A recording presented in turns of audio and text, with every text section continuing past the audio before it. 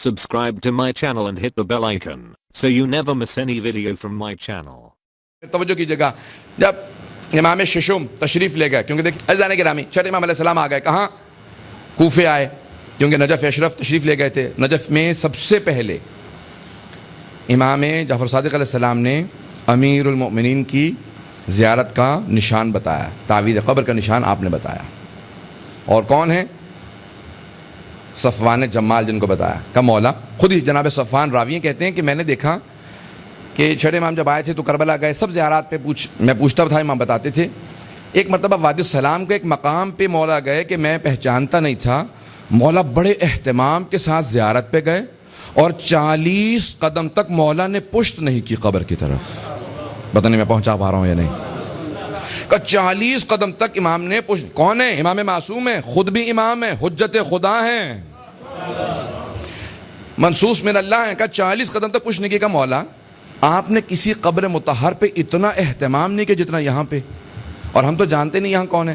تو آپ نے فرمایا کہا کہ یہاں ہمارے جد امجد امیر المؤمنین, اللہم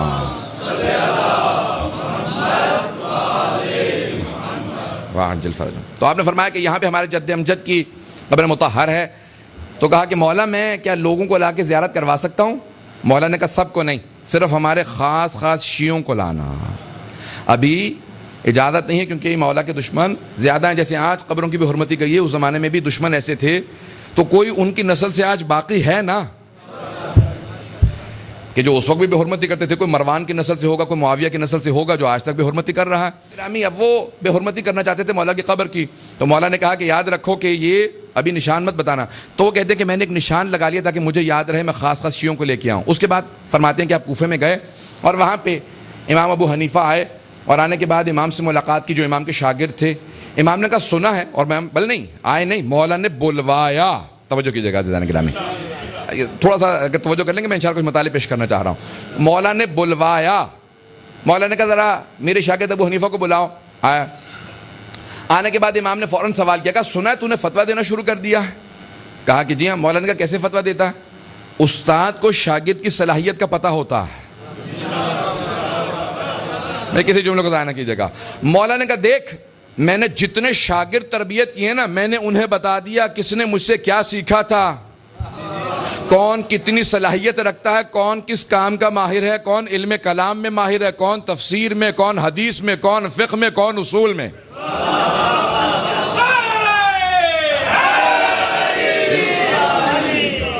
مولا نے کہا میں تیری صلاحیت کو جانتا ہوں, تجھ میں اتنی صلاحیت نہیں کہ فتویٰ دے سکے. جناب حمران سے امام نے خود سے کہا تھا کیا کہ یا حمران اجلس فی المسجد وافت الناس, اے حمران مسجد نبوی میں بیٹھ کے لوگوں کو فتویٰ دیا کرو. مجھے محبت ہے اپنے جد کے دین میں ایسے پیروکار کے دیکھنے کی جیسے کہ تم, لوگوں کو پتہ چلے جعفر ابن محمد نے کیسے کیسے شاگرد تربیت کیے ہیں. جس کے شاگرد ایسے ہوں گے وہ امام کیسا ہوگا. اب امام نے کہا میں تجھے جانتا ہوں, تیرے میں صلاحیت نہیں ہے, تو نے فتویٰ دینا کیسے شروع کیا؟ کہا مولا میں قرآن سے فتویٰ دیتا ہوں. مولا نے کہا قرآن پورا جانتا ہے؟ گھر آ کے نہ سنیے گا, کوئی دل آزاری مقصود نہیں, میں صرف واقعیت کو پیش کر رہا ہوں. عزیزان گرامی, امام نے سوال کیا. امام نے کہا تو قرآن کو جانتا ہے؟ کہا جانتا ہوں. امام نے کہا ناسخ و منسوخ میں تمیز ہے؟ محکم و متشابہ جانتا ہے؟ تعویل و تنزیل کا فرق پتہ ہے؟ کون سی آیت مکی ہے, کون سی مدنی, کون سی گھر کی ہے, کون سی مسجد کی, کون سی فرش کی ہے, کون سی عرش کی, یہ جانتا ہے؟ کہا اتنی تفصیل سے تو نہیں جانتا. تو امام نے کہا پھر تیری جرت. کہا اگر قرآن میں نہ ملے تو میں پھر حدیث سے فتویٰ دے دیتا ہوں. امام نے کہا حدیث کو جانتا ہے تو؟ کہا لوگوں سے سن رکھا ہے. امام نے کہا جس طرح سے قرآن میں محکم و متشابہ ہے ویسے ہی حدیث میں محکم و متشابہ ہے, ناسخ و منسوخ ہے. کہ جس طرح قرآن کے احکامات ہیں اسی طرح حدیث کے احکامات ہیں. اگر قرآن و حدیث میں نہ ملے کہ پھر قیاس کرتا ہوں. توجہ ہے. قیاس کیا ہے؟ یعنی دو چیزوں کے اندر شباہت دیکھنا, ایک کا حکم پتہ ہے دوسرے کا حکم نہیں پتہ. تو کیا قیاس کیا کہ بھئی اس کا حکم اس پہ لگا دیا جائے, یہ حرام ہے تو اس کو بھی حرام قرار دے دیا جائے, یہ حلال ہے تو اس کو بھی حلال قرار دے دیا جائے. امام نے کہا کہ دیکھ قیاس اگر تو کرتا ہے تو پھر قیاس سے جواب دے. اللہ سبحانہ و تعالی نے, اب میں گناہوں کو نہیں گنواؤں گا, بعض گناہوں کے لیے 4 گواہ مانگے ہیں, بعض کے لیے 2 گواہ مانگے ہیں. تیرے نزدیک کون سا گناہ بڑا ہے؟ جس میں 4 گواہ مانگے ہیں, جس میں 2 گواہ مانگے ہیں؟ کہا کہ جس میں 4 گواہ مانگے ہیں. امام نے کہا تو تیرا قیاس تھا. قتل کے لیے صرف 2 گواہ چاہیے, زنا کے لیے 4 گواہ چاہیے. قتل کی سزا بھی قتل ہے, زنا کی سزا قتل نہیں ہے. بتا پھر تیرا قیاس صحیح ہے یا اللہ کا احکام؟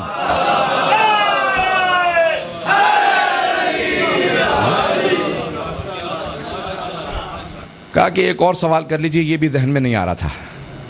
امام نے کہا ایک اور سوال کرتا ہوں.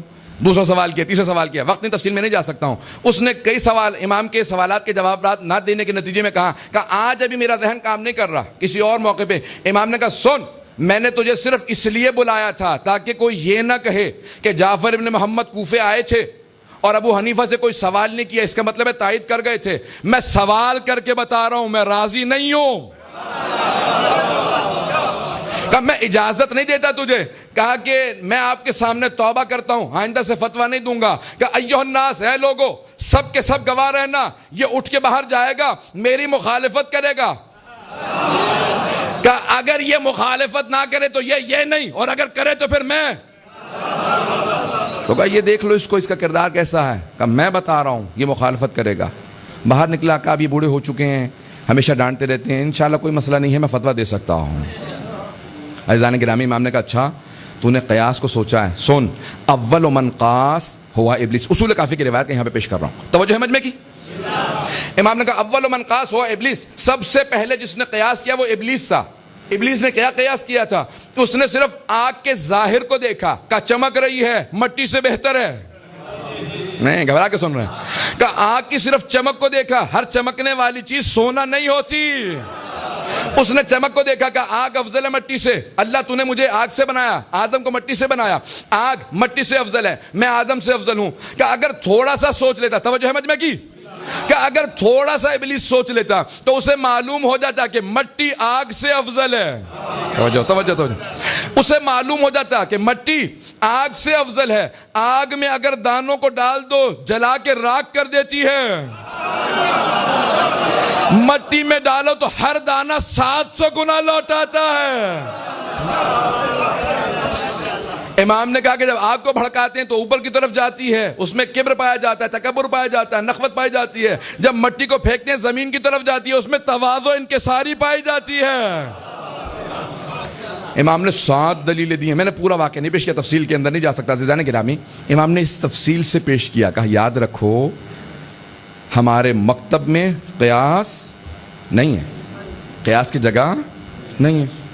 عزیزان گرامی, معصوم نے فرمایا 5 اگر اونٹ ہوں تو 1 بکری زکوٰۃ میں دینی ہے, اور اگر وہ خود چرتے ہوں, آزاد ہوں, آپ کو خرچہ نہ کرنا پڑے. 10 اونٹ ہوں تو 2 بکریاں زکوٰۃ میں, 15 ہوں تو 3 بکریاں, 20 ہوں تو 4 بکریاں, 25 اونٹ ہوں تو 5 بکریاں, 26 ہوں تو 1 اونٹ. توجہ ہے یا نہیں ہے؟ 25 تک آپ کہہ سکتے تھے کہ میں قیاس کر سکتا ہوں, آگے 5 کے حساب سے چل رہا ہے. مولانا کا خبردار, قیاس نہ کرنا, شریعت اللہ کی ہے. پتہ نہیں سمجھ آ رہی ہے کہ نہیں, بات واضح ہو رہی ہے عزیزان گرامی. انسان قیاس کر کے اگر چلنے لگے تو کبھی میرا قیاس یہ کہتا ہے. معصوم کا خبردار, اپنی عقل سے دین الہی کو نہ سمجھنا, ہم سے پوچھنا. عزیزان گرامی, قیاس نہیں کر سکتے, اپنی عقل لڑانے لگوں گا. مولانا کا تیری عقل وسیع کتنی ہے, کتنی وسعت ہے تیری عقل کے اندر کہ اپنی عقل لڑا رہا ہے. آج ہمارے بہت سے بحثکات شیعہ اس قسم کی باتیں کر جاتے ہیں, میری عقل اپنی نہیں ہے کام کر رہی کہ میں دوسروں سے پوچھوں. بھی آپ عقل کل ہیں. پوری زندگی 20 سال سے زیادہ مجھے پڑھتے پڑھاتے ہوئے ہو گئی ہے, میں بھی ابھی تک تقلید کرتا ہوں, سیکھتا ہوں, اور نالائق طالب علم نہیں تھا. کلاس میں پہلے درجہ بھی لیتا تھا, اور بعض اوقات 1 سال میں 2 کلاسیں بھی نکالتا تھا. عزیزان گرامی, حافظہ بھی ہر طرح سے, اس کے باوجود بھی عزیزان گرامی کبھی توہین ہو ایسا پہلو زندگی میں نہیں پانا چاہیے کہ جہاں پہ انسان جو خود نہ سمجھتا ہو ہر دوسرے پہ تہمت لگائے, یہ بھی نہیں سمجھتا. اپنا اقرار کرنے کی اجازت ہوتی ہے, دوسروں پہ تہمت لگانے کی نہیں. برا لگے مجھے بات کو پیش کرنا لازم تھا. توجہ ہے مجمع کی؟ نہیں, بہت سب نے نہیں کہا بسم اللہ.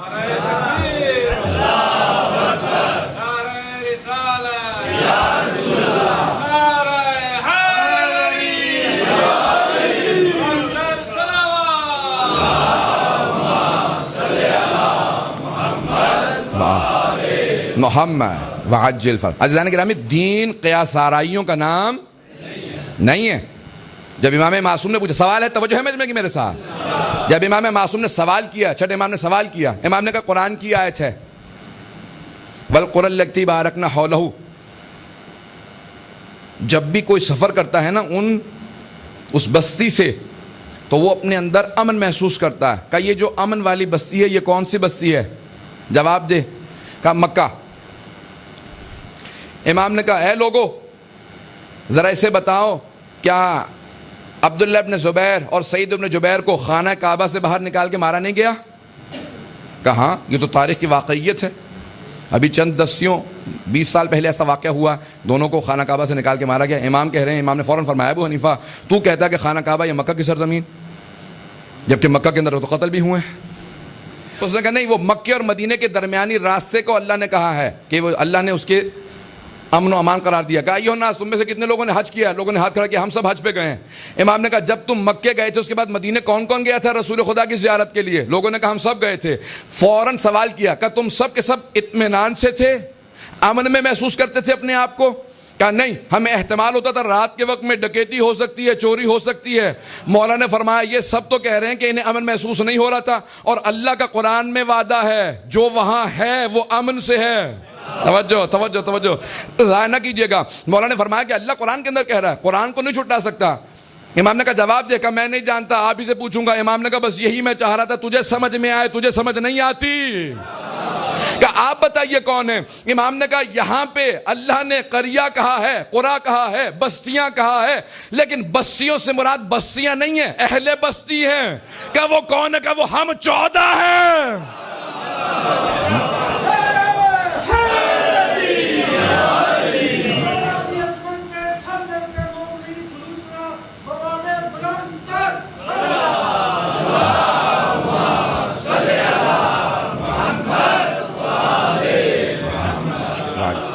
مولا نے کہا کہ آپ نے یہاں پہ کہہ دیا قرآن بستیاں، یعنی آپ کا قرآن سے کوئی اور دلیل پیش کیجئے۔ توجہ ہے؟